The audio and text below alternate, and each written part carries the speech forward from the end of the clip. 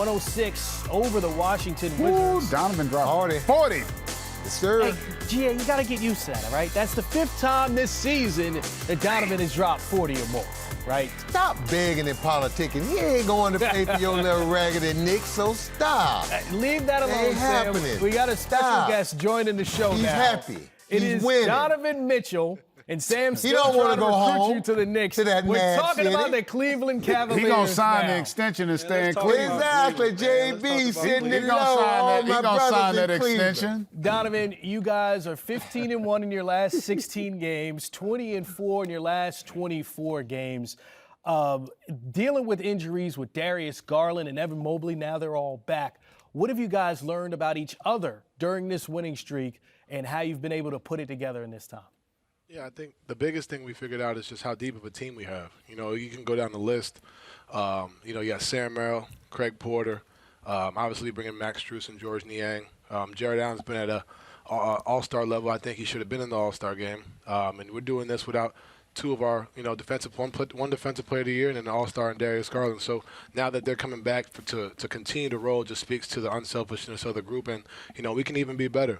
So I think the biggest thing now is just continuing to build upon what we've been doing and peak at the right time. Well, you talk about peaking. You've been on a tear here of late. And for you coming over, Darius, like you said, he had been an all-star.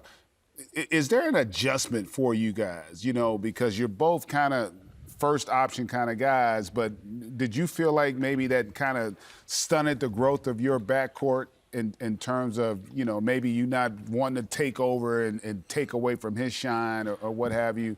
And now it seems like, though, you're starting to establish yourself as the guy we all know you to be.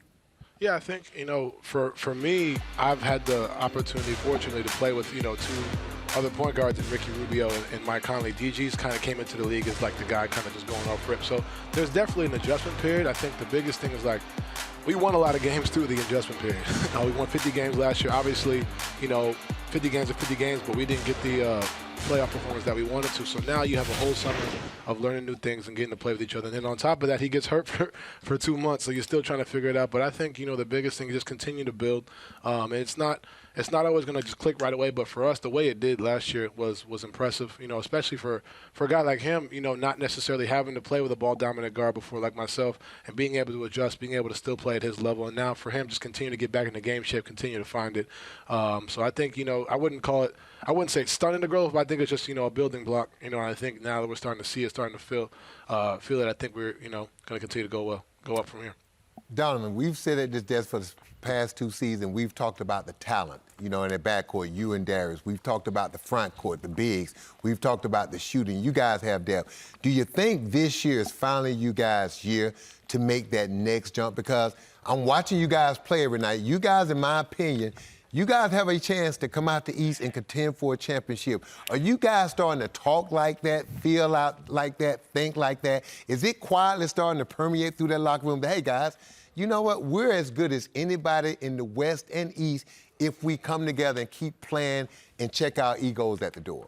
Yeah, I think you said it. I think everybody, did check their egos at the door. I think the biggest thing now is, it's one thing to have the talent, but the next thing to believe it, on a consistent basis. And I think we do. I think we feel that. But the biggest thing, at the end of the day, it's only February 7th. You know what I mean? So we're playing great basketball, but it's how we build. And this is what I've been talking about all year, continuing to build through our habits. Even we're going to win some games, we're going to lose some games, but how are we playing good basketball? Are we playing good basketball? Are we moving it? Are we getting stops? Sometimes a shot may not fall. Are we holding teams under 100?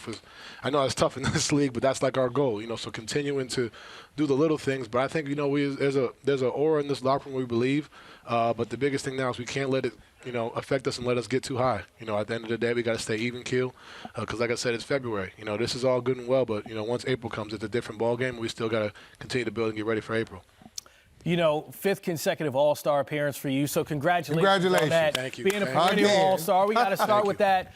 But Coach Bickerstaff, right, break it down for us. What makes him such a good coach and what you guys went through? Like you said last year, you won 51 games, you lose in the first round, but you bounce back this year and you still have, the tenacity to come out and be second in the Eastern Conference. Can you take us through what he's like as a head coach? Because we have him as a Coach of the Year candidate as it stands right now.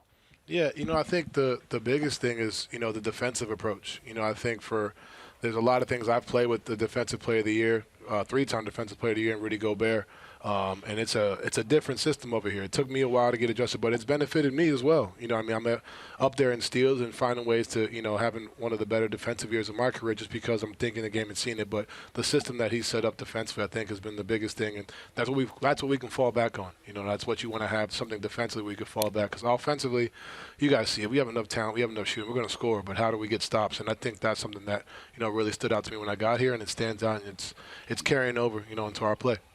We got to let you go, but one request. You got to tell Omar Cook I said, what's up, Christ the King point guard. my I know you're working with him. That's my guy, Omar Cook. Hey, one of the best New York City guards There you go. ever played Say the it game. with And the Yeah. guy you talking to never was and never will be. Hey, Hey, Donovan, he spends his life living in our dreams. hey, Omar Cook used to give me nightmares, Donovan, so Oh, man. I'm glad he's You working. still having them, too. Omar- Wake Omar up, is wake nice. up. Omar is nice. Congrats, All right, young Donovan, fella. thank you. Yes, Keep sir. I doing appreciate y'all, fellas. Thank you. Oh, Sam, man. Well, you just got to reference your little regular basketball career at each and every moment you can, don't you? And I just want to show some love to a New York City point No, guard. you were Like, just trying have to you let seen everybody King- know that was your teammate and that you actually played on the team and you won the water boy. That's what you're trying to. You actually had sneakers and you got a uniform. So we get it. You were on the team, Chris. You made the cut. Don't matter that